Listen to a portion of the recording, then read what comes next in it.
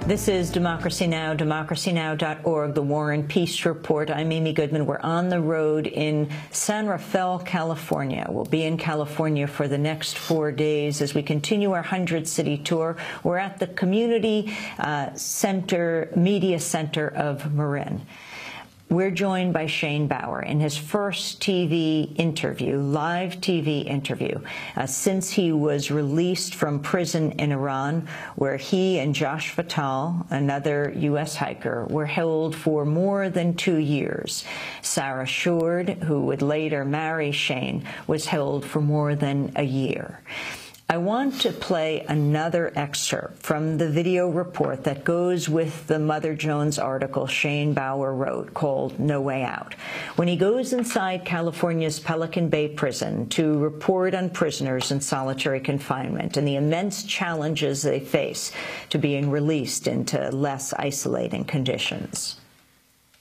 It's brought by gang investigators like Barneberg comes from informants. It's confidential and can't be refuted. They've got multiple different avenues to review the gang material that's being used against them and challenge it. But Barneberg says he has never seen a successful appeal in his 15 years at Pelican Bay. When journalists are let into the SHU, the only inmates allowed to talk are those who are informing on fellow prisoners. They don't like me asking why. Could we talk to a prisoner who's not going through the hearing process?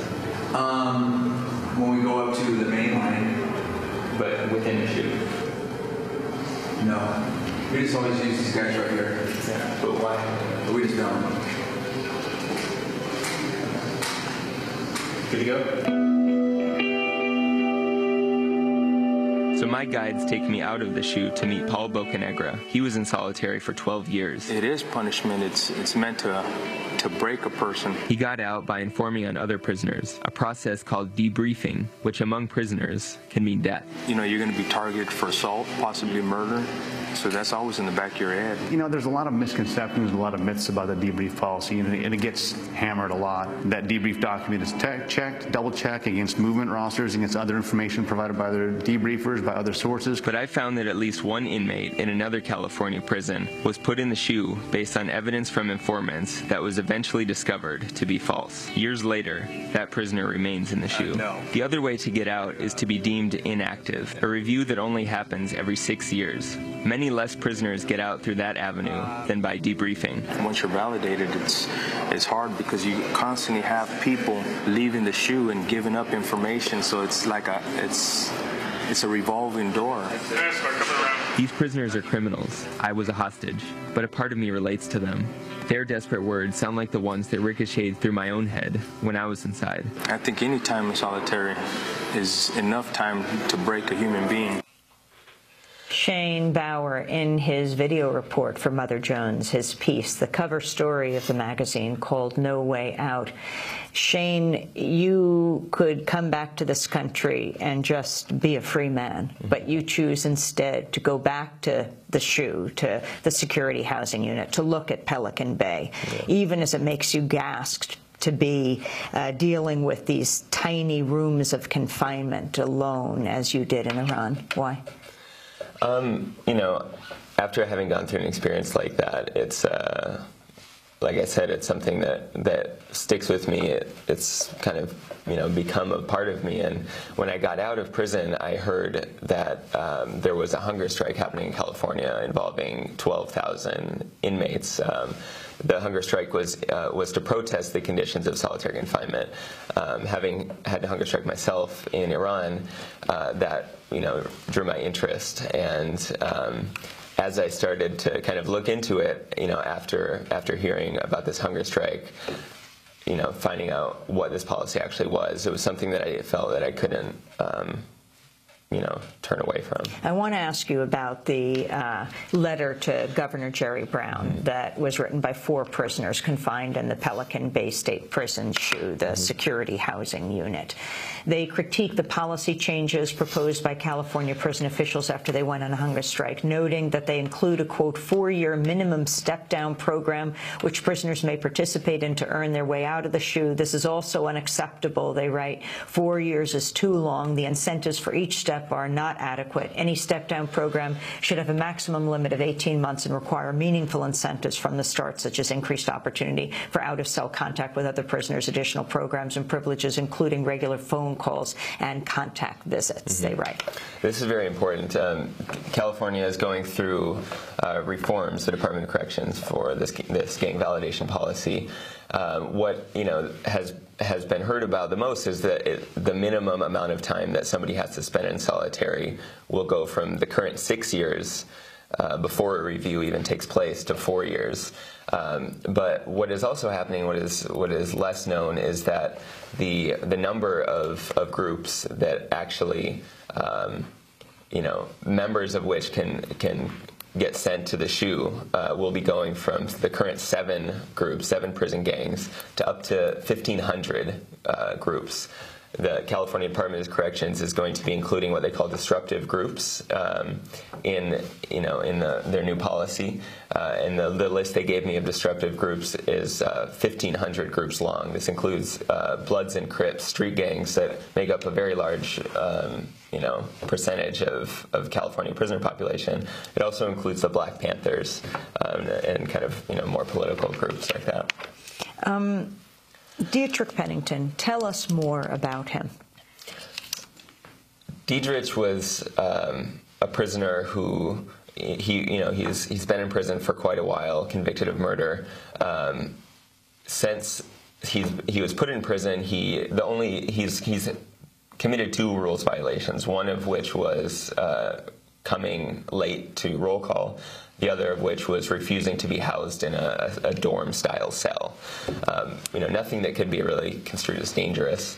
But he was put in the SHU 4 years ago for having the materials that I mentioned earlier, the journal and a newspaper article and this cup. This kind of evidence in my investigation I found is not uncommon. Prison officials cite books like Machiavelli's The Prince, Sun Tzu's Art of War is used in gang validations. Anything written by former Black Panther George Jackson is evidence for gang affiliation. Even quotes. Like. Dietrich had a quote in his journal that was used. I don't remember what it said exactly, but it was there was no reference to violence. There's actually in the entirety of the journal, which I read, there's no reference to violence or any kind of gang activity that I could see. I mean, it was all kind of musings about prisoner rights. He referenced a Time magazine expose about prison conditions. And he quotes figures like W.E.B. Du Bois and Malcolm X, passages in which Pennington ruminates at length on what he calls, quote, the oppression and violence inflicted upon us here in maximum security, right, which is referencing a Time magazine expose. Yeah. And other evidence that's been used against Latino inmates has included drawings that depict Aztec figures. The confidential gang validation policy that I obtained from a source says that words like Spanish words like tío and hermano can actually indicate gang activity. Can you talk about jailhouse lawyers and advocates being targeted for the solitary housing unit? Yeah, somebody that I write about at length in this article is Vincent Bruce. He was also put in prison for murder over 20 years ago, and while he was in prison, he started advocating. He started learning law, what prisoners call jailhouse law. Basically, he learned how to file appeals within the prison about issues like inadequate nutrition and food, kind of issues of prison conditions. He participated in some hunger strikes and sit-downs in the prison yard, and then he started assisting other inmates in their grievances and in their actual legal cases.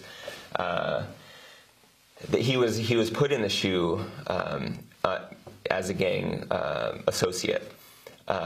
When he was put in the shoe, he actually sued the Department of Corrections, alleging that they were retaliating against him for his jailhouse lawyering. In his case, he says that the gang investigator told him that that was the case, that the warden didn't like what he was doing. The case drug on for many years, and during that time, he was actually released from the shoe. The Department of Corrections settled in his case, and days after the settlement, he was put back in the shoe. Then later in his validation, the Department of Corrections actually cited his litigation against them as gang activity. He's still in the shoe today. As we wrap up, Shane, how did prisoners who spoke to you respond to you, and guards and officials of the prison system, as a former prisoner in solitary confinement, as you were in Iran?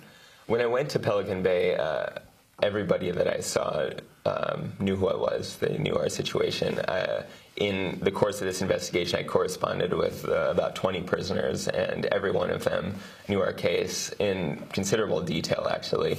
And I think the fact that I myself had been in solitary confinement, kind of led them to be willing to share their case information, to give access to their documents.